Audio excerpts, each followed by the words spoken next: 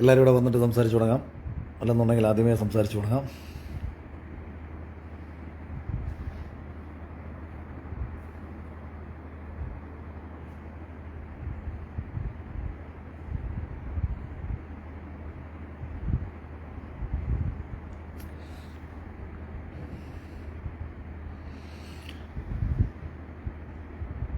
ആമുഖമായി അങ്ങ് പറഞ്ഞു തുടങ്ങാം, കാര്യങ്ങളെ സംസാരിച്ചു തുടങ്ങാം. അതായത് ഇത് ലൈവ് വീഡിയോ ആണ്. പറഞ്ഞുകൊണ്ടിരിക്കുന്ന കാര്യങ്ങൾ ഇടയിൽ വന്ന് കേൾക്കുന്ന ആൾക്കാരുണ്ടാവും. ദയവ് ചെയ്ത് അവർ ആദ്യം മുതൽ കേൾക്കാൻ ശ്രമിക്കുക. അതായത് വീഡിയോ കംപ്ലീറ്റ് കഴിഞ്ഞതിന് ശേഷം ആദ്യം മുതൽ ഞാൻ പറയുന്നത് കേൾക്കാൻ ആഗ്രഹിക്കുന്നവർ കേൾക്കുക. അതല്ല വീഡിയോ എന്താണെന്ന് കേൾക്കാതെ നേരെ ഇതിൻ്റെ ഈ അഖിൽ മാരാർ എന്ത് സംസാരിച്ചാലും ആ ലിങ്ക് നേരെ എടുത്തുകൊണ്ട് കൊണ്ടുപോയി നിങ്ങളുടെ കുറേ വാട്സപ്പ് ഗ്രൂപ്പുകളുണ്ടല്ലോ. ഇപ്പോൾ എനിക്ക് തോന്നുന്നു ഇടതുപക്ഷത്തിൻ്റെ വാട്സപ്പ് ഗ്രൂപ്പുകളുടെ പേര് കടന്നൽ എന്നുള്ളതാണ്. അതായത് പോയി കൂട്ടമായി ആക്രമിച്ചുകൊള്ളൂ എന്ന് പറയുന്ന ഇത്തരം കടന്നൽ ഗ്രൂപ്പുകളിലേക്ക് പറയുന്നത് എന്താണ് എന്ന് പോലും കേൾക്കാതെ നിങ്ങൾക്ക് വേണ്ടിയിട്ടാണോ പറഞ്ഞിട്ടുള്ളത് അല്ലെങ്കിൽ എന്താണ് സംസാരിച്ചത് എന്ന് കൃത്യമായി മനസ്സിലാക്കാതെ നേരെ പോയിട്ട് കമൻ്റ് ഇടുന്നവർ എത്രയും പെട്ടെന്ന് ഈ ലിങ്ക് നേരെ പേസ്റ്റ് ചെയ്യുക. നേരെ പോവുക, നിങ്ങളുടെ ഗ്രൂപ്പുകളിലേക്ക് കൊണ്ടിത് പേസ്റ്റ് ചെയ്യുക. നേരെ പോയി അഖിൽമാരെ 4 തെറി വിളിക്കാൻ പറയുക. ഇനി 2, ഞാൻ എൻ്റെ രാഷ്ട്രീയ അഭിപ്രായങ്ങളൊക്കെ പറയാൻ തുടങ്ങിയത് ഏതാണ്ട് 2010 മുതലാണ്. അത് ബിഗ് ബോസ് ജയിച്ചു വന്നതിന് ശേഷം എന്നെ ഇഷ്ടപ്പെട്ട് എന്നെ സ്നേഹിച്ച നിരവധി ഇടതുപക്ഷത്തിൽപ്പെട്ട ആൾക്കാർക്ക് അതുമൂലം ഒരുപാട് വിഷമങ്ങൾ ഉണ്ടായതായിട്ട് എനിക്കറിയാം. എനിക്ക് വേണ്ടി ഒരുപാട് അവർ വോട്ട് ചെയ്തിട്ടുണ്ട്, എന്നെ ഒരുപാട് അവർ സപ്പോർട്ട് ചെയ്തിട്ടുണ്ട്. ഞാൻ വിഷയാധിഷ്ഠിതമായി മാത്രം അന്നും ഇന്നും സംസാരിക്കാൻ ആഗ്രഹിച്ചിട്ടുള്ള ഒരാളാണെന്നുള്ള കാര്യവും എന്നെ ബിഗ് ബോസ് കണ്ട് ഇഷ്ടപ്പെട്ട എല്ലാവർക്കും അറിയാം. ഞാൻ ബിഗ് ബോസിനകത്തും എൻ്റെ വിഷയങ്ങളിൽ അടിയുറച്ച് നിന്ന് സംസാരിച്ചിട്ടുള്ള ഒരാൾ കൂടിയായിരുന്നു. അതെന്നെ ആരെങ്കിലുമൊക്കെ സപ്പോർട്ട് ചെയ്യുമെന്ന് കരുതിയിട്ടൊന്നും ആയിരുന്നില്ല. അതിൻ്റെ ശരികൾ ഇന്നല്ലെങ്കിൽ നാളെ നിങ്ങൾ തിരിച്ചറിയുമെന്നുള്ള യാഥാർത്ഥ്യബോധത്തോടെ തന്നെയാണ് എല്ലായ്പ്പോഴും സംസാരിച്ചിട്ടുള്ളത്. ഞാൻ കഴിഞ്ഞ ദിവസം ശരത് ലാൽ, കൃപേഷ് എന്നീ ചെറുപ്പക്കാരുടെ അനുസ്മരണ സമ്മേളനവുമായി ബന്ധപ്പെട്ട് ഞാൻ പങ്കെടുത്ത യൂത്ത് കോൺഗ്രസിൻ്റെ പരിപാടിയിൽ പങ്കെടുത്ത സമയത്ത് എന്നെ കാണാൻ വേണ്ടി വന്നത് CPM-ൻ്റെ ഒരു ഏരിയ കമ്മിറ്റി അംഗം എന്നെ കാണാൻ വേണ്ടി ഞാൻ പോയൊരു ക്ഷേത്രത്തിൻ്റെ വെളിയിൽ കാത്തിരുന്നു എന്നത് എനിക്കേറെ സന്തോഷം നൽകുന്നൊരു കാര്യമാണ്. അതോടൊപ്പം തന്നെ ഞാൻ അന്നേ ദിവസം മറ്റൊരു സ്കൂളിൻ്റെ ആനിവേഴ്സറിൻ്റെ ഉദ്ഘാടനം ഞാനായിരുന്നു ചെയ്തിരുന്നത്. ആ സ്കൂളിൻ്റെ ഓണർ എന്ന് പറയുന്നത് DYFIയുടെ ജില്ലാ കമ്മിറ്റി അംഗമായിരുന്നു. എൻ്റെ കൊണ്ട് ആശയപരമായിട്ട് വിയോജിക്കുന്ന സമയത്തും എന്നെ ഇഷ്ടപ്പെട്ടുകൊണ്ട് എന്നെ സ്നേഹിച്ചുകൊണ്ട് എന്നെ മനസ്സിലാക്കിക്കൊണ്ട് പ്രവർത്തിക്കുന്ന നിരവധി കമ്മ്യൂണിസ്റ്റ് സുഹൃത്തുക്കൾ എനിക്കുണ്ട്. അവരെ വിഷമിപ്പിക്കാൻ ഞാൻ ഒരിക്കലും ആഗ്രഹിച്ചിട്ടല്ല. ആരെയും വ്യക്തിപരമായിട്ടുള്ള ആക്രമണമല്ല ഒരിക്കലും നടത്തിയിട്ടുള്ളത്. നമ്മളുടെ ഭരിച്ചുകൊണ്ടിരിക്കുന്ന ഭാഗത്ത് കാണുന്ന തെറ്റുകളെ കൃത്യമായി ചൂണ്ടിക്കാണിച്ചിട്ടുകൊണ്ട് തന്നെയാണ് ഞാൻ എല്ലായ്പ്പോഴും എല്ലാ വിഷയങ്ങൾക്കും മറുപടി പറഞ്ഞിട്ടുള്ളത്. അതിൽ എനിക്കെതിരെ പല ആൾക്കാരും ഉന്നയിച്ചിട്ടുള്ള ഒരു ആരോപണം എന്ന് പറയുന്നത് ഞാൻ നരേന്ദ്രമോദിക്കെതിരെ സംസാരിക്കുന്നില്ല, കേന്ദ്ര സർക്കാരിനെതിരെ സംസാരിക്കുന്നില്ല എന്നുള്ളതാണ്. നിങ്ങൾ ആദ്യം തിരിച്ചറിയേണ്ട കാര്യം, കേന്ദ്ര സർക്കാരിനെതിരെ ഞാൻ സംസാരിക്കുന്നത് കൊണ്ട് എന്തെങ്കിലും ഒരു ഇമ്പാക്റ്റ് അതിലൂടെ സംഭവിച്ചിരിക്കുന്നുണ്ട് എന്നെങ്കിൽ ഞാൻ സംസാരിക്കാം. അതായത് ഞാൻ സംസാരിക്കുന്നത് കൊണ്ട് BJPയുടെ 10 വോട്ട് കുറയെങ്കിലും വേണം. കേരളത്തിൽ ഒരു സീറ്റിൽ പോലും ജയിക്കാത്ത ഒരു രാഷ്ട്രീയ പാർട്ടിയോ, കേരളത്തിൽ ഒരു നിയമസഭാ സീറ്റ് പോലും ലഭിക്കാത്ത ഒരു രാഷ്ട്രീയ പാർട്ടിക്കെതിരെയോ കേരളത്തിലിരുന്ന് ഞാൻ പ്രതിഷേധിക്കുന്നത് കൊണ്ട് പ്രത്യേകിച്ച് ഒരു ഇമ്പാക്റ്റും ഉണ്ടാവാൻ പോകുന്നില്ല. ഇപ്പോൾ മണിപ്പൂരിലൊരു പ്രശ്നം നടന്നെന്ന് പറഞ്ഞാലോ, ഉത്തർപ്രദേശിലൊരു പ്രശ്നം നടന്നെന്ന് പറഞ്ഞാലോ, അവിടെയൊക്കെ നടക്കുന്ന വിഷയങ്ങൾക്കെതിരെ ഞാൻ ഇവിടെ ഇരുന്ന് പ്രതിഷേധിച്ചത് കൊണ്ട് അവിടെ എന്തെങ്കിലും മാറ്റം ഉണ്ടാകുമെന്ന് നിങ്ങൾ ആരെങ്കിലും വിശ്വസിക്കുന്നുണ്ടോ? ഇനി എൻ്റെ പ്രതിഷേധം പോട്ടെ, നിങ്ങൾ ഇവിടെ ഇരുന്ന് പ്രതിഷേധിക്കുന്നുണ്ടോ എന്തെങ്കിലും മാറ്റം ഉണ്ടാകുമെന്ന് നിങ്ങൾ വിശ്വസിക്കുന്നുണ്ടോ? പാലസ്തീൻ ഇസ്രായേൽ സംഘർഷം നടന്നു, ഇവിടെ നിന്ന് കമ്മ്യൂണിസ്റ്റുകാരും ഇവിടെ നിന്ന് കുറേ കോൺഗ്രസ്സുകാരും പ്രതിഷേധിച്ചതുകൊണ്ട് എന്തെങ്കിലും പ്രയോജനം പാലസ്തീനി ജനതയ്ക്ക് ഉണ്ടാകുമെന്ന് നിങ്ങൾ ചിന്തിക്കുന്നുണ്ടോ? ഇനി എന്തെങ്കിലും പ്രയോജനം ഉണ്ടാകണമെന്ന് നിങ്ങൾ ആഗ്രഹിക്കുന്നുണ്ടെന്നുണ്ടെങ്കിൽ നിങ്ങൾ പാലസ്തീനിൽ പോകണം, ആ ജനതയ്ക്കൊപ്പം അവിടെ നിന്ന് പോരാടണം, അവർക്ക് വേണ്ടി നിന്ന് സംസാരിക്കണം. അല്ലാണ്ട് ഇവിടെ നിങ്ങൾ ഫേസ്ബുക്കിൽ പോസ്റ്റ് ഇട്ടാൽ ഒരിക്കലും അതുകൊണ്ട് ഇമ്പാക്റ്റ് ഉണ്ടാവില്ല. ഇപ്പം ഞാൻ മണിപ്പൂരി ജനതയ്ക്ക് വേണ്ടി ഞാൻ ഇവിടെ നിന്ന് സംസാരിച്ചാൽ അവിടെ BJP തോക്കുമെന്ന് നിങ്ങൾ വിശ്വസിക്കുന്നുണ്ടോ? അല്ലെങ്കിൽ ഉത്തർപ്രദേശിൽ BJP തോക്കുമെന്ന് നിങ്ങൾ വിശ്വസിക്കുന്നുണ്ടോ? ഒരിക്കലുമില്ല. അതിന് പ്രതിഷേധിക്കേണ്ടത് അവിടുത്തെ ജനതയാണ്. ആ ജനത പ്രതിഷേധിക്കുമ്പോൾ മാത്രമേ അവിടെ ഏതെങ്കിലും രീതിയിലുള്ള ഒരു തിരഞ്ഞെടുപ്പ് ഇമ്പാക്റ്റ് അല്ലെന്നുണ്ടെങ്കിൽ രാഷ്ട്രീയമായിട്ടുള്ള ഗുണദോഷ സമ്മിശ്ര ഫലങ്ങൾ ആ രാഷ്ട്രീയ പാർട്ടിക്ക് ഉണ്ടാവൂ. കേരളത്തിൽ ഞാൻ സംസാരിക്കുന്നത് ഇപ്പം ഇടതുപക്ഷം കേരളത്തിൽ ഭരിച്ചുകൊണ്ടിരിക്കുന്നു. ഇടതുപക്ഷത്തിൻ്റെ ഭരണം ജനങ്ങൾക്ക് ഏതെങ്കിലും രീതിയിൽ ബുദ്ധിമുട്ട്, ഞാൻ ആദ്യം മുതൽ ഈ നിമിഷം വരെ ഉന്നയിച്ചതൊക്കെ തന്നെ ജനകീയ വിഷയങ്ങളായിരുന്നു. ഞാൻ അവസാന സമയത്തിന് ഉന്നയിച്ച RTOയുമായി ബന്ധപ്പെട്ട വിഷയങ്ങൾ നിങ്ങൾക്ക് എല്ലാവർക്കും അറിയാം. ഗണേഷ് കുമാർ മന്ത്രി അദ്ദേഹം നിയമസഭയിൽ വെച്ച് പറഞ്ഞതാണ് 4 ലക്ഷത്തോളം, ഏതാണ്ട് കൃത്യമായ കണക്ക് പറഞ്ഞാൽ 3.25 ലക്ഷത്തിലധികം ലൈസൻസുകൾ കൊടുക്കാനുണ്ട്. അത്രയും തന്നെ RC ബുക്കുകൾ കൊടുക്കാനുണ്ട്. ഇപ്പോൾ ഒരാൾക്കൊരു ആക്സിഡന്റ് പറ്റി, അയാളുടെ ഒരു പുതിയ വാഹനമാണ്, അത് അന്യസംസ്ഥാനത്ത് വെച്ചാണ് ഒരു അപകടം പറ്റിയിട്ടുണ്ടെന്നുണ്ടെങ്കിൽ അയാളുടെ കയ്യിൽ RC ബുക്കില്ല, എന്ത് ചെയ്യും? അല്ലെങ്കിൽ ഒരു ലൈസൻസ് എന്ന് പറയുന്നത് ഒരു പുതിയൊരു ചെറുപ്പക്കാരൻ അവനൊരു കമ്പനിയിൽ കയറണം, അവന് ജോലി അപേക്ഷിച്ചിട്ട് നിൽക്കുകയാണ്, അവന് കഴിഞ്ഞ 6 മാസമായിട്ട് അവന് ലൈസൻസ് കിട്ടിയിട്ടില്ല. ഇത്തരം ജനകീയ വിഷയങ്ങൾ ഉന്നയിച്ച സമയത്തും നിങ്ങളെല്ലാം നിങ്ങൾ സ്വാഭാവികമായി ചെയ്യുന്നത് പോലെ തന്നെ മതം നോക്കിയും ജാതി നോക്കിയും വിഷയങ്ങളുടെ മെറിറ്റിൽ ഇടതുപക്ഷത്തെ വിമർശിച്ചിട്ടുണ്ടെന്നുണ്ടെങ്കിൽ നിങ്ങൾ നേരെ വന്ന് നമ്മളെ ഒരു സംഘി ചാപ്പാകുത്തുന്ന ഒരു സമീപനം നിങ്ങൾ സ്വീകരിക്കുകയാണ് ചെയ്യുന്നത്.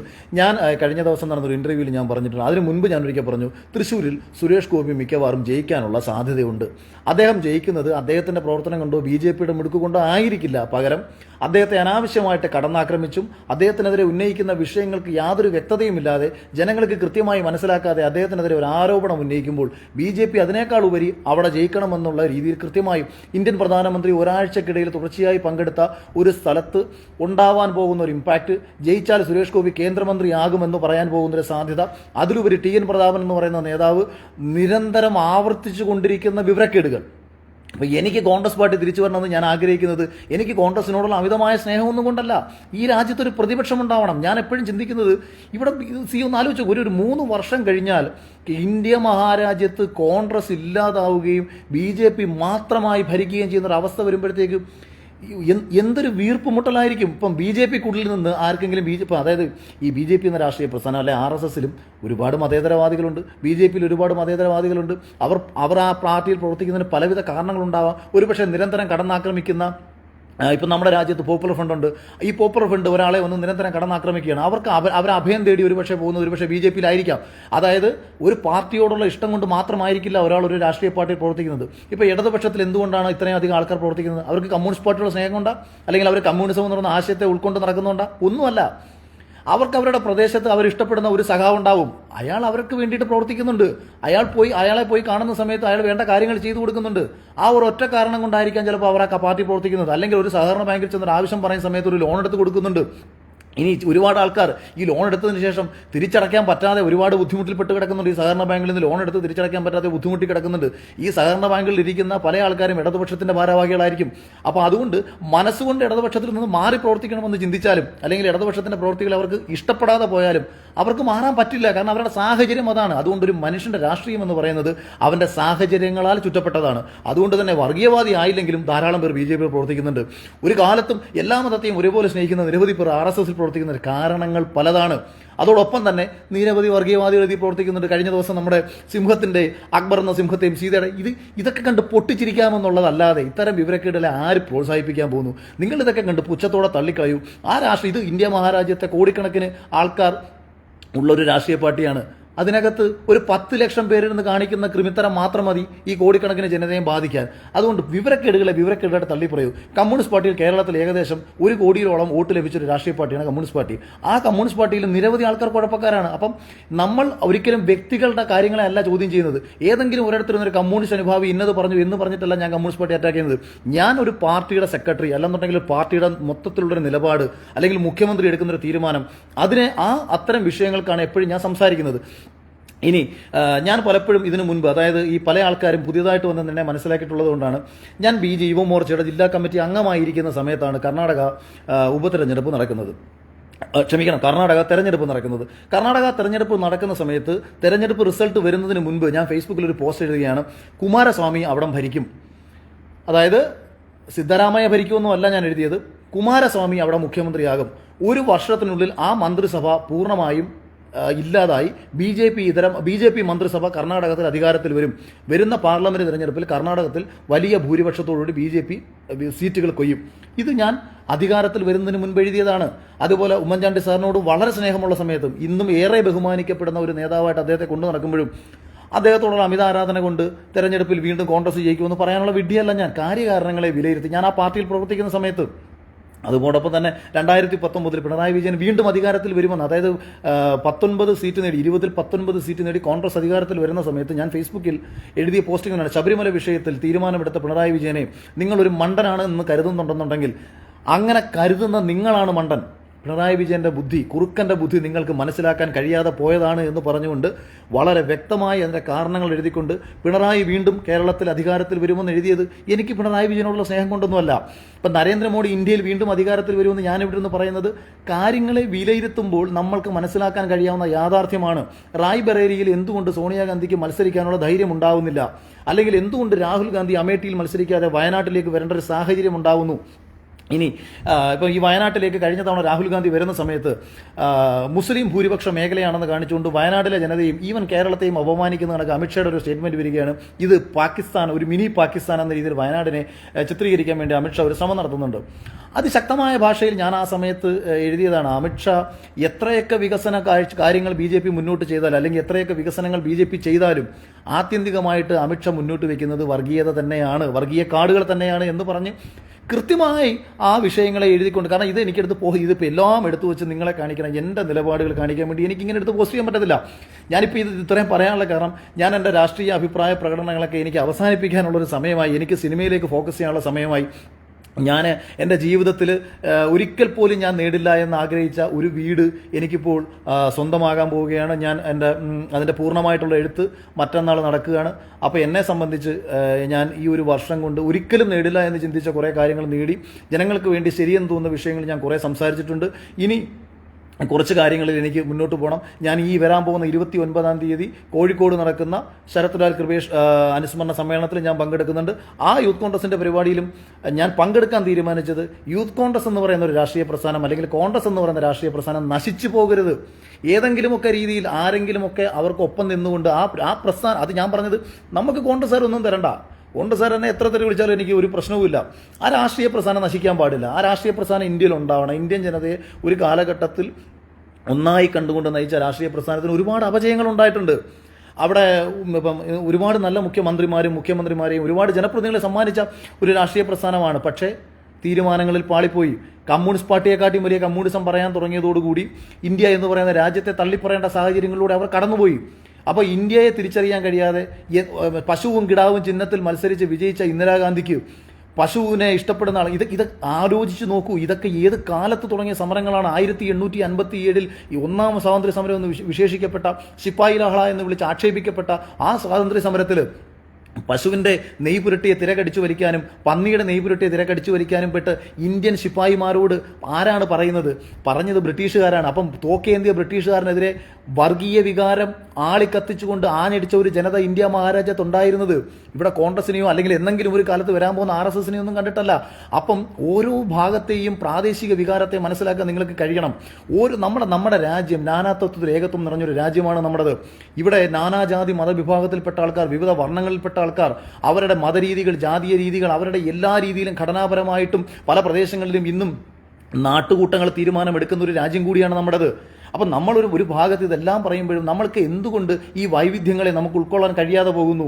അവിടുത്തെ ജനതയുടെ വിവരക്കേട്, ഇപ്പം ദൈവവിശ്വാസം എന്ന് പറഞ്ഞാൽ ഒരു വലിയ വിവരക്കേടാണെന്ന് യുക്തിവാദികൾക്കും സാമാന്യ ബോധമുള്ള ശാസ്ത്രവാദികൾക്കും ഒക്കെ പറയാം. പക്ഷേ വലിയൊരു വിഭാഗം അതിൻ്റെ ശരികളെ ഉൾക്കൊണ്ട് മുന്നോട്ട് പോകുമ്പോൾ അത് മനസ്സിലാക്കാനുള്ള ബോധം കൂടെ. അപ്പോൾ ആക്ഷേപിക്കുക, പരിഹസിക്കുക എന്നല്ല, എല്ലാത്തിനെയും ഉൾക്കൊള്ളാനുള്ള ബോധം വേണം. നിങ്ങൾക്ക് പരിഹസിക്കാം, നിങ്ങൾ എന്ത് നേടി? ഇന്ത്യ പോലൊരു ദരിദ്ര രാജ്യം, ഇന്ത്യ പോലെ കർഷകരുടെ രാജ്യം, ഒരുപാട് പട്ടിണി പാവങ്ങളുടെ രാജ്യം, കമ്മ്യൂണിസത്തിന് വളരാൻ ഇതിലും വലിയ രാജ്യം വേറെ എവിടാണുള്ളത്? എന്തുകൊണ്ട് കമ്മ്യൂണിസത്തിന് വളരാൻ കഴിഞ്ഞില്ല?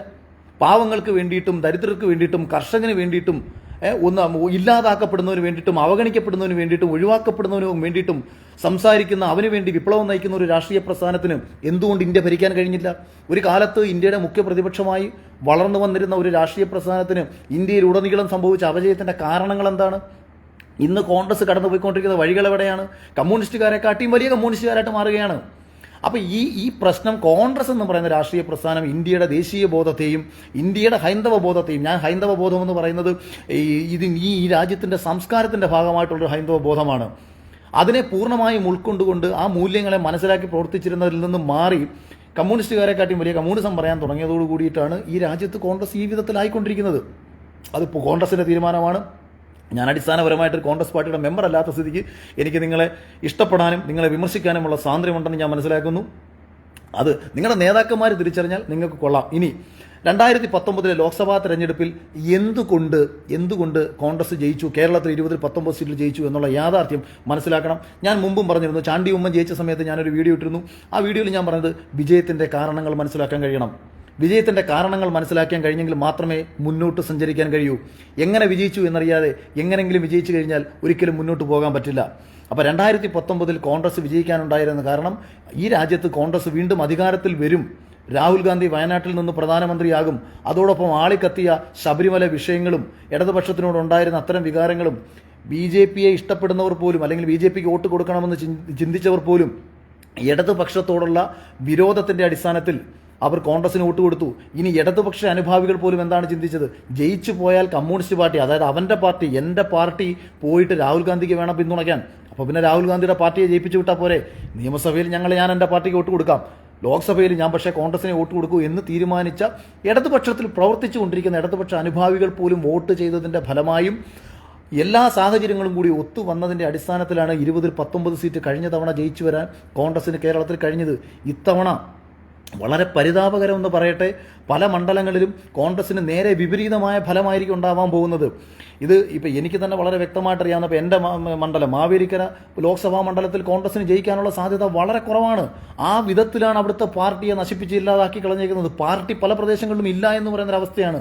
അനുഭാവികളില്ല. ഇപ്പം എൻ്റെ നാട് കോട്ടാത്തല എന്ന് പറയുന്ന പ്രദേശത്ത് കൊടിക്കുന്നിൽ സുരേഷ് MP-ക്ക് 350-400 വോട്ട് വരെ ലഭിച്ചിരുന്നൊരു പ്രദേശത്ത് കഴിഞ്ഞ തവണത്തെ പഞ്ചായത്ത് തിരഞ്ഞെടുപ്പിൽ മത്സരിച്ച ഒരു യൂത്ത് കോൺഗ്രസിൻ്റെ മണ്ഡലം സെക്രട്ടറി, ഒരു ചെറുപ്പക്കാരൻ, 27-28 വയസ്സുള്ള ഒരു ചെറുപ്പക്കാരന് ലഭിച്ചത് 78 വോട്ടാണ്. അത്രയും ഇടതുപക്ഷ കോട്ടയായ ഒരു പ്രദേശത്ത് ഞാൻ സ്വതന്ത്രനായി മത്സരിച്ച സമയത്ത് എനിക്ക് ബ്ലോക്കിൽ കിട്ടിയിരുന്നത് 1600 വോട്ടുകളായിരുന്നു, സ്വതന്ത്രനായി എനിക്ക് കിട്ടിയ വോട്ടുകൾ. അപ്പോൾ ഈ വോട്ടെന്ന് പറയുന്നത് ജനതയുടെ ആ നിമിഷമുണ്ടാവുന്ന വൈകാരിക ചിന്തകളുടെ അടിസ്ഥാനത്തിൽ കൂടിയാണ്. ഇത്തവണ സംഭവിക്കാൻ പോകുന്നത് എന്തെന്ന് പറഞ്ഞാൽ പല മണ്ഡലങ്ങളിലും മത്സരം ഭയങ്കരമായ രീതിയിൽ കടുക്കും. നല്ല സ്ഥാനാർത്ഥികളെയാണ് ഇടതുപക്ഷം നിർത്തിയേക്കുന്നത്. ഇപ്പോൾ ശൈലജ ടീച്ചറെ പോലൊരു സ്ഥാനാർത്ഥി വടകരയിൽ വരുമ്പോൾ അവിടെ മത്സരം നല്ല രീതിയിൽ കടുക്കുമെന്നുള്ള കാര്യത്തിൽ യാതൊരു സംശയവും വേണ്ട. തൃശ്ശൂരിലേക്ക് വന്നു കഴിഞ്ഞാൽ TN പ്രതാപൻ എന്ന് പറയുന്ന MP പരിപൂർണമായും ഒരു പരാജയമായിരുന്നു എന്ന് തൃശ്ശൂരുകാരോട് തന്നെ ചോദിച്ചാൽ മനസ്സിലാവും. അപ്പോൾ എന്നോടുള്ള വിരോധം കൊണ്ട് സുരേഷ് ഗോപി ഒരു BJP-കാരനായതുകൊണ്ട് ഇപ്പം നിങ്ങൾ അങ്ങനെയാണെന്നുണ്ടെങ്കിൽ ഏറ്റവും വലിയ വർഗീയവാദിയും ഏറ്റവും വലിയ BJP-കാരനും നരേന്ദ്രമോദിയും യോഗി ആദിത്യനാഥും ഒക്കെയാണ്. നിങ്ങൾ ആർക്കെങ്കിലും പോപ്പുലർ ഫ്രണ്ടിന്റെ മുൻ നേതാവിനോ SDP-യുടെ ഇന്നത്തെ സംസ്ഥാന പ്രസിഡന്റോ പറയാൻ പറ്റുമോ നരേന്ദ്രമോദി അധികാരത്തിൽ വരത്തില്ലെന്നും? അദ്ദേഹത്തോട് നിങ്ങൾ പോയി ചോദിച്ചു. അദ്ദേഹം പറയും നരേന്ദ്രമോദി ഇന്ത്യയിൽ വരുമെന്ന്. അപ്പോൾ അതിൻ്റെ അർത്ഥം അദ്ദേഹം RSS എന്ന. ഞാൻ സുരേഷ് ഗോപി വരുമെന്ന് പറഞ്ഞത് കാര്യകാരണങ്ങളെ അടിസ്ഥാനപ്പെടുത്തി ഇനി VS സുനിൽകുമാറിനെ പോലെ ശക്തനായ ഒരു സ്ഥാനാർത്ഥി അവിടെ മത്സരിക്കുന്ന സമയത്ത് സംഭവിക്കാൻ പോകുന്ന മറ്റൊരു അപകടമെന്ന് പറയുന്നത് സാധാരണ രീതിയിൽ BJP ജയിക്കാതിരിക്കാൻ വേണ്ടിയിട്ട് ഒരു വോട്ട് മറിച്ചിൽ സംഭവിക്കും. അതായത് ഇന്നൊരാൾക്ക് ഇവിടെ BJP ജയിക്കാൻ സാധ്യതയുണ്ട്, വോട്ട് മറിച്ചേക്കാം എന്നൊരു തോട്ട് വരും. പക്ഷേ സുനിൽകുമാറിനെ പോലെ കരുത്തനും മിടുക്കനുമായ ഒരു സ്ഥാനാർത്ഥി തൃശ്ശൂരിൽ മത്സരിക്കാൻ വരുമ്പോൾ ഒരിക്കലും വോട്ട് മറിക്കാൻ ഇടതുപക്ഷത്തിന് പറ്റില്ല. കോൺഗ്രസിനെ സംബന്ധിച്ച് അത് അഭിമാന പ്രശ്നമാണ്. കാരണം ഇവിടെ BJP-ക്കെതിരെ നേർക്കുനേരെ മത്സരിക്കുന്ന രാഷ്ട്രീയ പ്രസ്ഥാനം കോൺഗ്രസ് ആയതുകൊണ്ട് അവിടെ 3-ാം സ്ഥാനത്തേക്ക് ഒരിക്കലും പോകാൻ പറ്റില്ല. അതുകൊണ്ട് TM പ്രതാപൻ്റെ വോട്ടെടുത്ത് സുനിൽകുമാറിന് കോൺഗ്രസ്സുകാർക്ക് മറിക്കാൻ പറ്റുമോ? പറ്റില്ല. അപ്പോൾ അവരുടെ വോട്ടുകളെ അവരിലേക്ക് ചേർത്ത് നിർത്താൻ കോൺഗ്രസ് ശ്രമിക്കുകയും ഇടതുപക്ഷത്തിൻ്റെ വോട്ടുകളെ ചേർത്ത് നിർത്താൻ ശ്രമിക്കുകയും ചെയ്യുമ്പോൾ സുരേഷ് ഗോപി എന്ന് പറയുന്ന മനുഷ്യൻ നിഷ്പക്ഷ ജനതയുടെ വോട്ട് പിടിക്കാനുള്ള സാധ്യത വളരെ കൂടുതലാണ്. കാരണം ജയിച്ചാൽ അദ്ദേഹം ക്യാബിനറ്റ് റാങ്കുള്ള ഒരു കേന്ദ്രമന്ത്രിയാണ്. തൃശ്ശൂരിന് ഒരു കേന്ദ്രമന്ത്രിയെ ലഭിച്ചാൽ അവർക്ക് ഏതെങ്കിലും രീതിയിൽ, കാരണം സുരേഷ് ഗോപിയെ കൊണ്ട് എന്തായാലും ദോഷമൊന്നും ഉണ്ടാവില്ല. എന്തെങ്കിലുമൊക്കെ അദ്ദേഹത്തിൻ്റെ വായിൽ നിന്ന് വീഴുന്ന വെള്ളികൾക്ക് അപ്പുറത്തേക്ക് ഒരു മനുഷ്യനെന്ന നിലയിൽ അദ്ദേഹം വളരെ നല്ല വ്യക്തിത്വം തന്നെയാണെന്ന് ജാതി മതഭേദമന്യേ അദ്ദേഹത്തോട് സഹകരിച്ചിട്ടുള്ള എല്ലാവർക്കും അറിയാം. ഞാൻ വീണ്ടും ഒരിക്കൽ കൂടി ആവർത്തിച്ച് പറയുന്നു, ഞാൻ സുരേഷ് ഗോപിയെ ആകെ കണ്ടിട്ടുള്ളത് 2, 3, 4 പ്രാവശ്യത്തിനപ്പുറത്തേക്ക് ഞാൻ കണ്ടിട്ടില്ല. ഈ അവസാന സമയത്ത് ഞാൻ അദ്ദേഹത്തെ കണ്ടതുപോലും മാരിയറ്റിൽ അദ്ദേഹം ഇറങ്ങി വരുന്ന സമയത്ത് കാഷ്വലി കണ്ടു, സംസാരിച്ചു പോയി. ഞാനും അദ്ദേഹം തമ്മിൽ അത്രയും അടുപ്പമുള്ള ഒരാളായിരുന്നുണ്ടെങ്കിൽ ഈ മലയാള സിനിമയിലും സീരിയലിലെയും മറ്റ് സമസ്ത മേഖലയിലുള്ള സകല കണ്ടകടച്ചാണികളും വന്നിട്ട് പോയ ഒരു കല്യാണമായിരുന്നു അദ്ദേഹത്തിൻ്റെ മകളുടെ കല്യാണം. ഞാൻ എന്തുകൊണ്ട് നിങ്ങൾക്ക് എന്നെ അവിടെ കാണാൻ കഴിഞ്ഞില്ല? എന്നെ കല്യാണത്തിന് വിളിക്കാത്തതിൻ്റെ കാരണം ഞാനും അദ്ദേഹം തമ്മിൽ അങ്ങനെ ഒരു അടുപ്പമില്ല. പിന്നെ അദ്ദേഹം ജയിച്ചാൽ എനിക്കെന്താ? എനിക്കൊരു വെണ്ടക്കയും ഇല്ല. അപ്പോൾ ഇത് പറയുന്നത് ആ യാഥാർത്ഥ്യ ബോധത്തെ തിരിച്ചറിഞ്ഞുകൊണ്ട് പറയുന്നതാണ്. ഇതിനു മുൻപ് ഞാൻ അദ്ദേഹത്തെ അനുകൂലിച്ച് ചില വിഷയങ്ങൾക്ക് ഞാൻ എഴുതിയിട്ടുണ്ട്. അത് ആ വിഷയങ്ങൾ ഞാൻ മുകേഷ് MLA അനുകൂലിച്ച് എഴുതിയിട്ടുണ്ട്. നിങ്ങൾ എന്താ അന്ന് എന്നെ പിടിച്ചിട്ട് സംഖ്യയാക്കാഞ്ഞത്? എന്നെ അന്ന് കുറേ BJP-ക്കാരെ വിളിച്ചിട്ടുണ്ട്. മുകേഷിനെ പാതിരാത്രിയിൽ ഒരു പയ്യൻ വിളിച്ചിട്ട്, പാലക്കാട് നിന്ന് ഒരു പയ്യൻ വിളിച്ചിട്ട് മറ്റേ ആവശ്യം ചോദിച്ചപ്പോൾ അദ്ദേഹം പറഞ്ഞില്ലേ, നിന്റെ നാട്ടിലെ MLA ചത്തോടാ എന്ന് ചോദിച്ചില്ലേ? അത് തീർച്ചയായിട്ടും അദ്ദേഹത്തെ ഞാൻ സപ്പോർട്ട് ചെയ്തിട്ടുള്ള വിഷയമാണ്. കാരണം ഒരു MLA വല്ല മണ്ഡലത്തിൽ നിന്ന് ഒരുത്തൻ തുടർച്ചയായിട്ട് 6 പ്രാവശ്യം വിളിക്കുന്നു. അദ്ദേഹം ഒരു ഗൂഗിൾ മീറ്റിൽ ഇരിക്കുന്നു. ഗൂഗിൾ മീറ്റിൽ നിന്ന് അദ്ദേഹം ഫോൺ കട്ട് ചെയ്തിട്ട് മോനെ ഞാൻ തിരിച്ചു വിളിക്കാമെന്ന് പറയുന്നു. എന്നിട്ട് ഈ മനുഷ്യൻ വീണ്ടും ഫോൺ എടുക്കുകയാണ്. ഇവിടെ പല MLA-മാരും സെക്രട്ടറിമാർ ഫോൺ എടുക്കുന്നു, MP-മാരെ സെക്രട്ടറിമാർ ഫോൺ എടുക്കുന്നു. മുഖ്യമന്ത്രി ആണെന്നുണ്ടെങ്കിൽ MLA-മാർക്ക് പോലും കാണാൻ പറ്റുന്നില്ല. അപ്പോഴും മുകേഷ് എന്ന് പറയുന്ന മനുഷ്യൻ ഫോൺ എടുത്ത് സംസാരിക്കുകയാണ്. അപ്പോൾ അതുകൊണ്ട് അന്ന് ഞാൻ മുകേഷിനെ സപ്പോർട്ട് ചെയ്താണ് എഴുതിയത്. മുത്തൂറ്റും CITUവും തമ്മിൽ ഒരു വലിയ വിഷയം നടക്കുന്ന സമയത്ത് ഞാൻ CITUവിനെ അനുകൂലിച്ചുകൊണ്ടാണ് അന്ന് പോസ്റ്റ് എഴുതുന്നത്. കഴിഞ്ഞ ഒരു 5 വർഷമായിട്ട് ഞാൻ BJP ഞാൻ നിർമ്മലാ സീതാരാമൻ്റെ സാമ്പത്തിക നയങ്ങൾ പരാജയപ്പെട്ടു എന്ന് കണ്ട ഘട്ടത്തിൽ ഈ രാജ്യത്തെ ചെറുകിട വ്യവസായങ്ങൾക്ക് തകർച്ചയിലാവുന്നതിൻ്റെ കാരണങ്ങൾ നോട്ട് നിരോധനം മൂലം ഇന്ത്യയിലേക്ക് ഡിജിറ്റലൈസേഷൻ കൂടിയത് കൊണ്ടാണെന്നും ആമസോൺ പോലെയുള്ള മറ്റ് കമ്പനികൾ ഇന്ത്യയിലേക്ക് വന്നത് കൊണ്ടാണെന്നും പറഞ്ഞ് നിർമ്മലാ സീതാരാമൻ പറഞ്ഞ സമയത്ത് അന്ന് ഞാനൊരു വീഡിയോ ഇട്ടിരുന്നു. നിർമ്മലാ സീതാരാമനെതിരെ ഞാനൊരു വീഡിയോ ഇട്ടിരുന്നു. അന്ന് ആ വീഡിയോ മറുനാടൻ ഉൾപ്പെടെയുള്ള പല ചാനലുകളിലും അന്ന് യുവാവിൻ്റെ വാക്കുകൾ എന്ന രീതിയിലാണ് അന്ന് വൈറലായത്. കാരണം ഈ രാജ്യത്ത് കോർപ്പറേറ്റുകളെ കൊണ്ടുവന്ന് വരികയും ഈ ലോകത്ത് കിടക്കുന്ന സകല കോർപ്പറേറ്റുകളെ ഇങ്ങോട്ട് വിളിച്ചുകൊണ്ട് വന്നിട്ട് ഇവിടെ നോട്ട് നിരോധനത്തിലൂടെ ഇന്ത്യ ഡിജിറ്റലാക്കുക എന്ന ഉദ്ദേശം എന്തിനാണ് ഇന്ത്യ ഡിജിറ്റലാക്കുന്നത്? ഇന്ത്യ ഡിജിറ്റലായെങ്കിൽ മാത്രമേ ആമസോണിനൂടെ സ്പേസ് ഉള്ളൂ. ഇന്ത്യ ഡിജിറ്റലായെങ്കിലേ വാൾമാർട്ടിന് സ്പേസ് ഉള്ളൂ. ലോകത്തുള്ള കോർപ്പറേറ്റ് കമ്പനികൾക്ക്, വേൾഡ് കോർപ്പറേറ്റുകൾക്ക് ഇന്ത്യയിലേക്ക് കടന്നു വരണമെങ്കിൽ ഇന്ത്യ ഡിജിറ്റൽ ആവണം. അത് ഇവിടുത്തെ ആൾക്കാരെ ഡിജിറ്റലാക്കി ഇവിടുത്തെ ആരെ കനപ്പിക്കാനൊന്നും അല്ലെന്ന് മനസ്സിലാക്കാനുള്ള സാമാന്യ ബോധം എനിക്കുണ്ട്. അപ്പോൾ ഈ ലോക കോർപ്പറേറ്റുകൾ ഇന്ത്യയിലേക്ക് കടന്നു വരുമ്പോൾ വളരെ ഈസി ആയിട്ട് അവൻ്റെ അക്കൗണ്ടിൽ നിന്ന് പൈസ എടുത്തുകൊണ്ട് പോകണം. അപ്പം നമ്മൾ ഇപ്പോൾ കോവിഡ് വരുന്ന സമയത്ത് നമ്മുടെ അയൽപ്പക്കക്കാരൻ, നമുക്കറിയാവുന്നവൻ, നമ്മളുടെ ഒരു പാർട്ടിക്കാരൻ ചെന്ന് പിരിവ് ചോദിച്ചു കഴിഞ്ഞാൽ തരുന്ന ഒരു സാധാരണക്കാരനാണ് നമ്മുടെ അയൽപ്പക്കത്ത് ഒരു എന്തെങ്കിലും ഒരു കട നടത്തുന്നത്. അവൻ്റെ കട അവിടെ കോവിഡ് കാരണം അടഞ്ഞു കിടക്കുന്ന സമയത്ത് നമ്മളുടെ ചെയ്യുന്ന പണി എന്താ? നമ്മൾ ആമസോൺ വഴി സാധനം വാങ്ങിക്കൊണ്ടിരിക്കുക.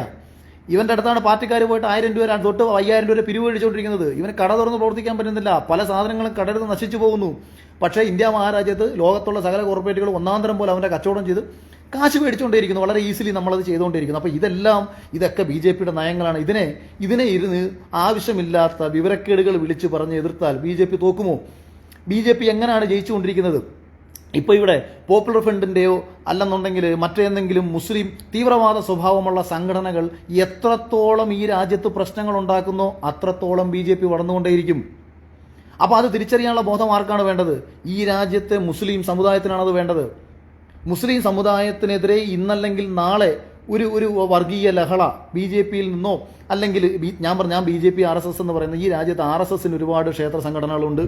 അതോടൊപ്പം തന്നെ RSS ഇതര തീവ്ര ഹിന്ദുത്വ നിലപാടുകൾ സ്വീകരിക്കുന്ന പച്ച വർഗീയത മാത്രം പറയുന്ന നിരവധി ഹിന്ദു സംഘടനകളുണ്ട്. പക്ഷേ ഇതിനെക്കുറിച്ച് ആർക്കും വളരെ വ്യക്തമായ ബോധ്യമൊന്നും ഇല്ലാത്തതുകൊണ്ട് എല്ലാവരും ഇവരെ കൊണ്ട് RSS എന്നും സംഘപരിവാർ എന്നും പറഞ്ഞ് സംസാരിക്കുന്ന രീതി എനിക്കറിയാം. പണ്ട് സ്മൃതി പരുത്തിക്കാട് പോലും പറഞ്ഞത് ശിവസേന സംഘപരിവാറിൽ പെട്ടതാണെന്ന്. അപ്പോൾ അത്രയും വിവരമില്ലാത്ത മാധ്യമപ്രവർത്തകർ കൂടിയുള്ള ഒരു നാട് കൂടിയാണ് നമ്മൾ ആലോചിക്കണം. അപ്പോൾ ഇതുകൊണ്ട് തന്നെ ഈ ഇന്ത്യ മഹാരാജ്യത്തെ 130-140 കോടി ജനതയുള്ള ഈ രാജ്യത്ത് പലവിധ കൃമികളുണ്ടെന്ന് നിങ്ങൾ മനസ്സിലാക്കണം.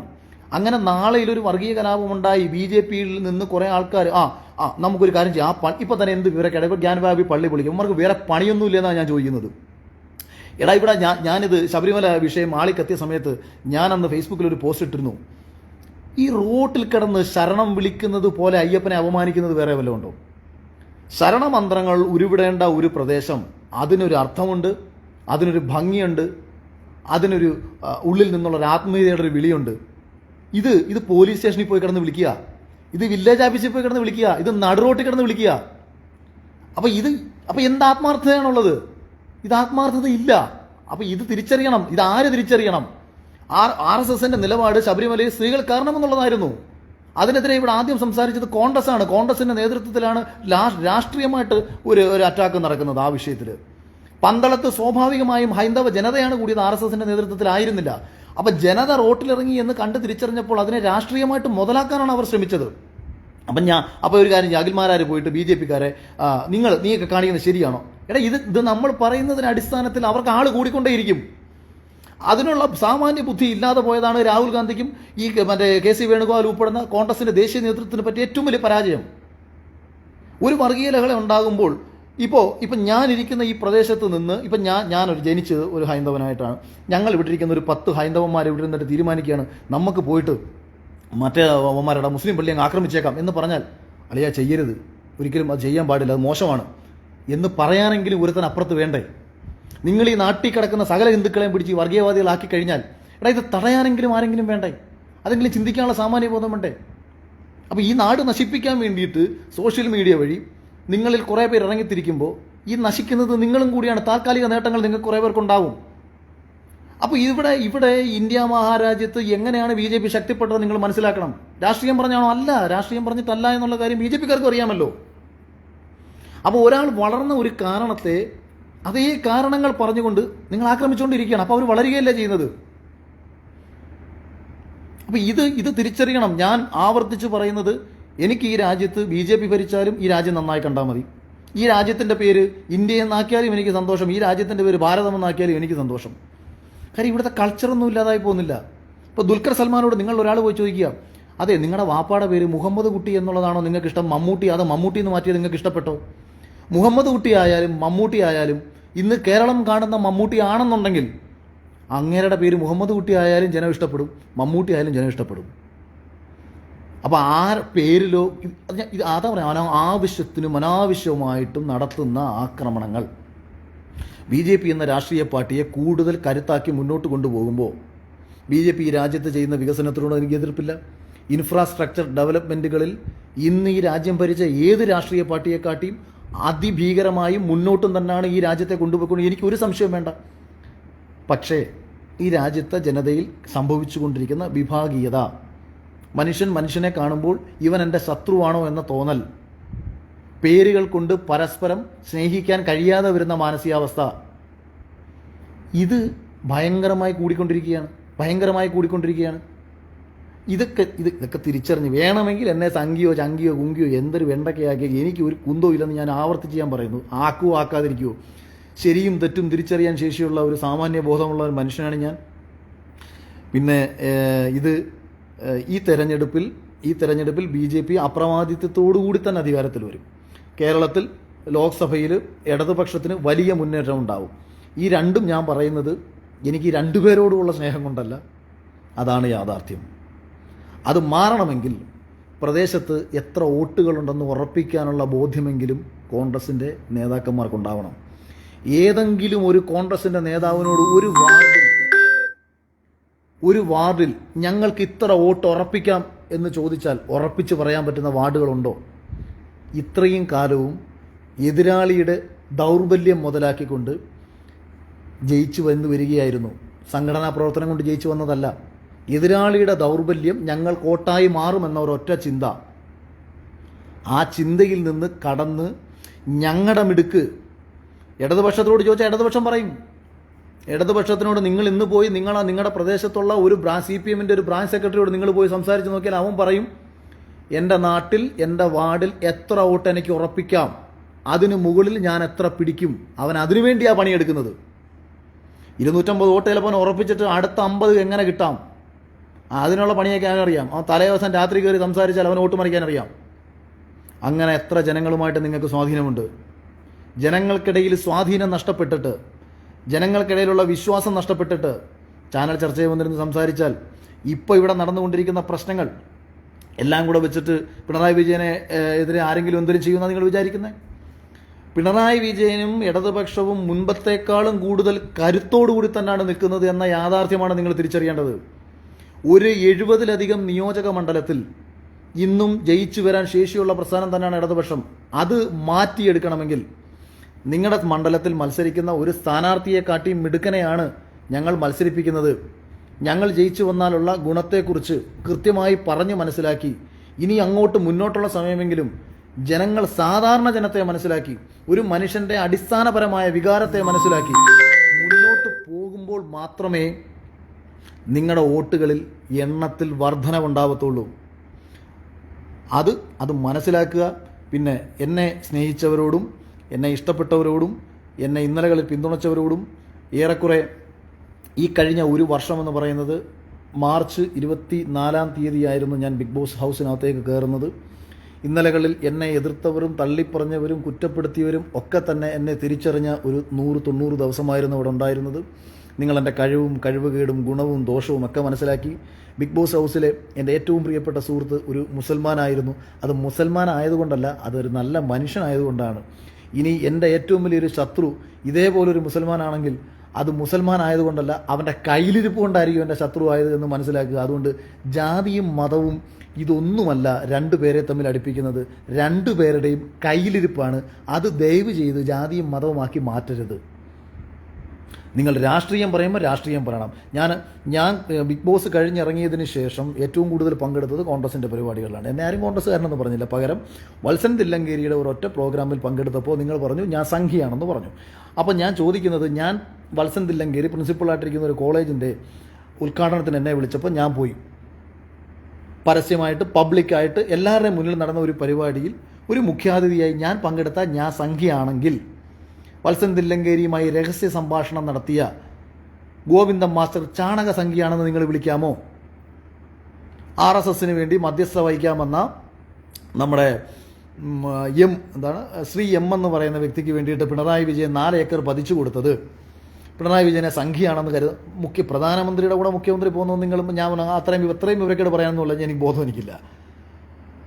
അപ്പോൾ അതുകൊണ്ട് എന്നെ ഇത് വിളിച്ചതിൽ എനിക്കൊരു കുഴപ്പമില്ല. ഞാൻ RSSൽ പ്രവർത്തിക്കാൻ ഞാൻ ഇനിയൊരു തീരുമാനമെടുത്താൽ നിങ്ങൾ എന്നെ വിളിച്ചാൽ ഞാൻ അഭിമാനത്തോടുകൂടി കേൾക്കും. ഇപ്പോൾ വിളിച്ചാലും എനിക്കൊരു അഭിമാനക്കുറവില്ല. എന്നെ സംഖ്യ എന്ന് വിളിച്ചാൽ സംഖ്യ എന്ന് പറഞ്ഞാൽ എന്താണ് വാക്കിൻ്റെ അർത്ഥം? സംഘമായി പ്രവർത്തിക്കുന്ന ഒരാൾ, അല്ലാതെ RSSന് ഭാരവാഹിത്വമൊന്നുമില്ലല്ലോ. അതുകൊണ്ട് അതൊന്നും ഇവിടെ വിഷയമുള്ള കാര്യമേ അല്ല. പക്ഷെ നിങ്ങൾ കാണിക്കുന്ന വിവരക്കേട് ഞാൻ ഉൾപ്പെടുന്ന ഒരു വലിയ എനിക്ക് ചിലർ പറയാം ശ്രീജിത്ത് പണിക്കർക്കൊക്കെ വ്യക്തമായിട്ടുള്ള പൊളിറ്റിക്കൽ സ്റ്റാൻഡുണ്ട്. അത് കഴിഞ്ഞ കുറേ കാലങ്ങളായിട്ട് അത് എടുത്തേക്കുന്നതാണ്. ഇവിടെ ഞാൻ പണ്ട് മുതലേ പറഞ്ഞ കാര്യം, എനിക്ക് ഇടതുപക്ഷത്തിൻ്റെ പ്രവൃത്തികളെ ഞാൻ ഭയങ്കരമായിട്ട് എതിർക്കുന്നത് അത് ഇടതുപക്ഷമായതുകൊണ്ടും എൻ്റെ ഉള്ളിൽ ഒരു കമ്മ്യൂണിസ്റ്റുകാരൻ കിടക്കുന്നത് കൊണ്ടുമാണ്. അല്ലെങ്കിൽ ഇപ്പം കോൺഗ്രസിനെ നമ്മളൊരു അഴിമതി കാണിച്ചാൽ ഒരു കോൺഗ്രസ് എന്ന രാഷ്ട്രീയ പ്രസ്ഥാനത്തെ അതങ്ങനെ പറയും. ഇപ്പം BJP വർഗീയത കാണിച്ചാൽ എന്താ? BJP വർഗീയത കാണിച്ചാൽ ഞാനെന്തിനു എതിർക്കണം? BJP അത് തന്നെയാണ് മുന്നോട്ട് വയ്ക്കുന്നത്. അവരുടെ ആശയം തന്നെ അതാണ്. ഹൈന്ദവ ദേശീയ ബോധം എന്ന ആശയം ഉയർത്തിപ്പിടിക്കുന്ന രാഷ്ട്രീയ പാർട്ടി പിന്നെ ഹൈന്ദവന് വേണ്ടിയിട്ട് തന്നെയല്ലേ സംസാരിക്കേണ്ടത്? ഹൈന്ദവൻ്റെ ക്ഷേത്രങ്ങൾക്ക് വേണ്ടി തന്നെയല്ലേ സംസാരിക്കേണ്ടത്? ഇവിടുത്തെ രാജ്യത്തെ മതവും പശുവും അമ്മയായിട്ട് കാണുന്ന ആൾക്കാർക്ക് അവരങ്ങനെ തന്നെ, അപ്പോൾ അവരങ്ങനെ സംസാരിച്ചു എന്ന് പറഞ്ഞ് ഞാൻ അവരെ പോയി തെറി വിളിച്ചിട്ട് എന്ത് കാര്യം? അവരത് തന്നെയല്ലേ പറയുന്നത്. പക്ഷേ ഞങ്ങൾ അഴിമതി കാണിക്കത്തില്ല, ഞങ്ങൾക്ക് ജാതിയില്ല, ഞങ്ങൾക്ക് മതമില്ല, ഞങ്ങൾക്കൊരു മാങ്ങാത്തൊരിയില്ല, ഞങ്ങളെല്ലാം മനുഷ്യരാണ് എന്നിങ്ങനെ പറഞ്ഞിട്ട് കമ്മ്യൂണിസ്റ്റ് പാർട്ടിയുടെ ബയലോ പ്രകാരം ഒരാൾക്ക് പോലും ജാതി മത സംഘടനകളെ പ്രവർത്തിക്കാൻ പാടില്ല, ഭാരവാഹിത്വം ഉണ്ടാവാൻ പാടില്ല, ക്ഷേത്രങ്ങളിൽ ഭാരവാഹി ആവാൻ പാടില്ല. നിങ്ങൾ ആലോചിച്ച് നോക്കൂ, ഇന്ന് കേരളത്തിൽ കിടക്കുന്ന ഒട്ടുമിക്ക ജാതിമത സംഘടനകളുടെയും ഒക്കെ ഭാരവാഹികൾ ഇവരാണ്. അതോടൊപ്പം തന്നെ നമ്മുടെ ക്ഷേത്രങ്ങളുടെയും ഭാരവാഹികൾ ഇവരാണ്. അപ്പോൾ എന്ത് കമ്മ്യൂണിസം? അപ്പോൾ ഒരു party, communist party of Marxist എന്ന് പറയുന്ന ഒരു പാർട്ടി, മനുഷ്യനെ മയക്കുന്ന കറുപ്പെന്നാണ് കാർൽ മാർക്സ് എഴുതി വച്ചിരിക്കുന്നത്. അപ്പോൾ നിങ്ങൾ ഈ മനുഷ്യനെ മയക്കുന്ന കറുപ്പായ മതത്തെ നിങ്ങൾ എന്തിനു സപ്പോർട്ട് ചെയ്യണം? അപ്പോൾ മതേതരമല്ലല്ലോ നിങ്ങൾ പറയേണ്ടത്, മതരഹിതമല്ലേ പറയേണ്ടത്, മതങ്ങൾ ഇല്ലാതാകണമെന്നല്ലേ പറയേണ്ടത്. അപ്പോൾ ഇതൊന്നും പറയാത്തത് കൊണ്ട് നിങ്ങളുടെ നിലപാടുകളല്ല പറഞ്ഞുകൊണ്ടിരിക്കുന്നത് എന്നത് കണ്ടിട്ടാണ് കൂടുതലും വിമർശനത്തിന് നിങ്ങൾ കാരണമാകുന്നത് നിങ്ങൾ തിരിച്ചറിയുക. അപ്പോൾ ഇത്രയൊക്കെ പറഞ്ഞുകൊണ്ട് ഇനി ഇത്തരം ലൈവുകളിലേക്ക് വരാനുള്ള സാഹചര്യങ്ങൾ ഉണ്ടാവരുത് എന്ന് പറഞ്ഞുകൊണ്ട് ഒരിക്കൽ കൂടി സ്നേഹിച്ചവർക്കും എതിർക്കുന്നവർക്കും ഒരേപോലെ സ്നേഹവും നന്ദിയും അറിയിച്ചുകൊണ്ട് ഞാൻ എൻ്റേതായ കാര്യങ്ങളിലേക്ക് കടക്കാനുള്ള പുറപ്പാടിലാണെന്ന് നിങ്ങളെ അറിയിക്കുകയാണ്. ഇത്രയും നാളും ഞാൻ സിനിമയുമായി ബന്ധപ്പെട്ടിട്ടുള്ള ഒരൊറ്റ ചർച്ചകളിലേക്ക് ഞാൻ പോയിട്ടില്ല. ഞാൻ ഇടക്കാലത്ത് എൻ്റെ മനസ്സുകൊണ്ട് തന്നെ തോന്നി, എന്തിനാണ് സിനിമ? ആർക്ക് വേണ്ടിയാണ് സിനിമ? എനിക്ക് പണം ഉണ്ടാക്കാനും എനിക്ക് പ്രശസ്തി ഉണ്ടാക്കാനും വേണ്ടിയിട്ട് എനിക്ക് എവിടം കൊണ്ടോ അത് വേണ്ട എന്നൊരു തോന്നൽ വന്നു. ഒരുപാട് ആൾക്കാർ സ്നേഹിക്കുമ്പോൾ, ഒരുപാട് ആൾക്കാർ വിശ്വസിക്കുമ്പോൾ, അവർക്കിടയിൽ അവരിൽ ഒരാളായി ജീവിച്ച് ഈ പറഞ്ഞ എന്തെങ്കിലും കൊച്ചു കാര്യം ഒക്കെ ചെയ്തങ്ങ് പോകാമെന്നൊക്കെ തന്നെയാണ് ഞാൻ വിചാരിച്ചത്. അത് പൊതുപ്രവർത്തനം എന്ന് പറയുന്നത് ചാരിറ്റി ആവാം, മറ്റുള്ളവരെ സഹായിക്കുന്നതാവാം, എന്നെക്കൊണ്ട് ചെയ്യാൻ പറ്റുന്ന കാര്യങ്ങൾ ഒക്കെ ചെയ്ത് മുന്നോട്ട് പോകാമെന്നുള്ള ചിന്തയിൽ നിന്നുകൊണ്ട് എനിക്ക് എൻ്റെ അടുത്തേക്ക് വന്ന ഒരു 10ഓളം സിനിമകളിൽ എന്നെ അഭിനയിക്കാൻ, ചെറുതും വലുതുമായ വേഷങ്ങൾ അഭിനയിക്കാൻ വിളിച്ചിട്ടുണ്ട്. എല്ലാം നോ പറയുകയാണ് ചെയ്തത്. 1-2 പ്രോജക്റ്റുകളിലേക്ക് ലീഡ് വേഷത്തിന് വിളിച്ചിട്ടുണ്ട്. അപ്പോഴും ഞാൻ പറഞ്ഞത് ആലോചിക്കാം, ചിന്തിക്കാം, ഇരിക്കാം. എൻ്റെ തന്നെ ഡിറക്ഷൻ പരിപാടികൾ ജ്യോതിച്ചേട്ടൻ എന്നോട് അനൗൺസ് ചെയ്യാൻ പറഞ്ഞിട്ട് പോലും അത് ഞാൻ പറഞ്ഞെന്ന് തോന്നുന്നു. എൻ്റെ ഒരു പ്രോജക്റ്റ് ഞാൻ അനൗൺസ് ചെയ്തിട്ട് പോലും ഇന്ന് വരെ നാളിതുവരെയും സിനിമ എന്ന് പറഞ്ഞ ഒരു മേഖലയിലേക്ക് ഞാൻ തിരിഞ്ഞു നോക്കിയിട്ടില്ല. പല പ്രോഗ്രാമുകളിലും എന്നെ വിളിച്ചിട്ട് ഞാൻ പോയിട്ടില്ല, ഇത് സത്യമാണ്. പക്ഷേ ഇവിടുത്തെ ജനതയ്ക്ക് വേണ്ടി ആരെ ബോധിപ്പിക്കാൻ ഇവിടെ ഇത്രയും രാഷ്ട്രീയ പാർട്ടികൾ പ്രവർത്തിക്കുന്നു, അവർക്ക് കൃത്യമായി ഇടപെട്ടുകൂടെ? ഞാൻ കഴിഞ്ഞ ദിവസം ഒരു സർക്കാസ് രൂപേണ ഒരു പോസ്റ്റ് ഇട്ടു. ആ ബഡ്ജറ്റ് അവതരണ വേളയിൽ മുഖ്യമന്ത്രി സൂര്യനും നമ്മുടെ ബഡ്ജറ്റ് ഒരു സൂര്യോദയത്തിൻ്റെ ബഡ്ജറ്റാണെന്നൊക്കെ പറഞ്ഞ് കേരളത്തിൽ ഒരു പ്രശ്നങ്ങളുമില്ല എന്ന് ധനമന്ത്രി പറയുമ്പോൾ അതിനെ കൃത്യമായി പ്രതിരോധിക്കാൻ നമ്മുടെ പ്രതിപക്ഷത്തിന് കഴിഞ്ഞില്ലെന്നുണ്ടെങ്കിൽ അഖിൽമാരാർ എന്തിനാടാ ഫേസ്ബുക്കിൽ വീഡിയോ ഇടുന്നത്? ഇവിടെ ഓൺലൈൻ മാധ്യമങ്ങളും സോഷ്യൽ മീഡിയയും മുഴുവൻ ഇടതുപക്ഷത്തെ വിമർശിച്ചുകൊണ്ടല്ലേ കണ്ടന്റുകൾ ഇട്ടുകൊണ്ടിരിക്കുന്നത്. എത്രയധികം ആൾക്കാർ വിമർശിച്ചുകൊണ്ടിരിക്കുമ്പോൾ എനിക്ക് വേറെ പണിയില്ലേ ഇവരെ വിമർശിച്ചിട്ട് എവിടെ നന്നാക്കാൻ?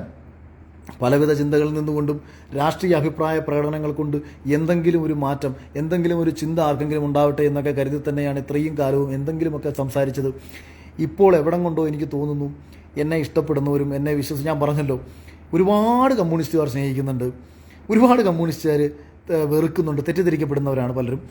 പക്ഷേ അതൊന്നും ഇവിടുത്തെ പ്രശ്നമേ അല്ല. ഒരുപാട് BJP യിൽ പ്രവർത്തിക്കുന്നവർ, RSSൽ പ്രവർത്തിക്കുന്ന സ്നേഹിക്കുന്നു, സപ്പോർട്ട് ചെയ്യുന്നു. കോൺഗ്രസിൻ്റെ ആൾക്കാർ എന്നെ ഒരുപാട് പ്രോഗ്രാമുകളിലേക്ക് വിളിക്കുന്നു. എല്ലാവരോടും തുല്യ സ്നേഹം നിലനിർത്തിക്കൊണ്ട് രാഷ്ട്രീയം നമ്മുടെ രാജ്യത്ത് ആര് ഭരിച്ചാലും ഈ രാജ്യത്തിന് കോട്ടം തട്ടുന്ന രീതിയിലുള്ള പ്രവർത്തനങ്ങളൊക്കെ വരുന്ന സമയത്ത് എൻ്റെയും കൂടി ഒരു പ്രതികരണം ആവശ്യമാണെന്ന ഘട്ടത്തിലേക്ക് ഞാൻ പ്രതികരണത്തിലേക്ക് വരാം. മാർച്ച് മാസം മുതൽ ഞാൻ എൻ്റെ എഴുത്തുകളും എൻ്റെ വർക്കുകളുമായിട്ട് ബന്ധപ്പെട്ട് മുന്നോട്ട് പോകാൻ ഞാൻ ആഗ്രഹിക്കുകയാണ്. അതുകൊണ്ട് സംഭവിക്കുന്ന ഒരു കുഴപ്പം, രാഷ്ട്രീയ അഭിപ്രായങ്ങൾ പറയുമ്പോൾ കൃത്യമായി പഠിച്ചിട്ട് പറയണമെന്നുള്ളതുകൊണ്ട് ഇതൊന്നും പഠിക്കാനുള്ള സമയം കിട്ടത്തില്ല. ഞാൻ വെറുതെ വന്നിരുന്നിട്ട് BJPയെയോ കമ്മ്യൂണിസ്റ്റ് പാർട്ടിയെയോ അല്ലെങ്കിൽ കോൺഗ്രസിനെയോ വിമർശിക്കാനോ അനുകൂലിക്കാനോ എനിക്ക് പറ്റില്ല. കാരണം കടിച്ച് മനസ്സിലാക്കി ആരെന്നോട് എത്ര ചോദ്യം ചോദിച്ചാലും ആ ചോദ്യങ്ങൾക്ക് ഉത്തരം കൊടുക്കാൻ എനിക്ക് ഉറപ്പുള്ളിടത്തോളം കാലം മാത്രമേ ഞാൻ എൻ്റെ ഒരു അഭിപ്രായം പറയൂ. അതുകൊണ്ടാണ് ഞാൻ പലപ്പോഴും ബിഗ് ബോസിൽ പറഞ്ഞത് കണക്ക് എന്നെ സംസാരിച്ച് ഇവർ തോൽപ്പിക്കില്ല, ഞാൻ പറയുന്ന വിഷയങ്ങളിൽ തോൽപ്പിക്കില്ല എന്ന് പറയുന്നതിൻ്റെ കാരണം കൃത്യമായി പഠിച്ച് പറയുന്നത് കൊണ്ടാണ്. അങ്ങനെ പഠിച്ചു പറയാൻ ഒരുപക്ഷെ എനിക്കിനി അങ്ങോട്ട് സമയം ചിലപ്പം കിട്ടാതെ വന്നേക്കാം. എൻ്റെ ഉള്ളിൽ കിടക്കുന്ന കലാകാരനെയൊക്കെ പുറത്ത് കൊണ്ടുവരാൻ നോക്കട്ടെ, കലയിലൂടെ ഒരു രാഷ്ട്രീയ വിമർശനമൊക്കെ നടത്തട്ടെ. അപ്പം പുതിയ ബിഗ് ബോസ് തുടങ്ങുമ്പോൾ ഈ ഒരു വീഡിയോയിലൂടെ ഏറെക്കുറെ എൻ്റെ രാഷ്ട്രീയ പ്രവർത്തനങ്ങളും വിമർശനങ്ങളും ഒക്കെ ചുരുക്കി നിർത്താം. പിന്നെ എൻ്റെ ഉള്ളിൽ ഇങ്ങനെ ഒരാൾ കിടന്ന് തകട്ടി വരും. പരമാവധി പുറത്തു വരാതിരിക്കാൻ വേണ്ടി ശ്രമിച്ചുകൊണ്ട് സ്നേഹം, നന്ദി, താങ്ക് യു.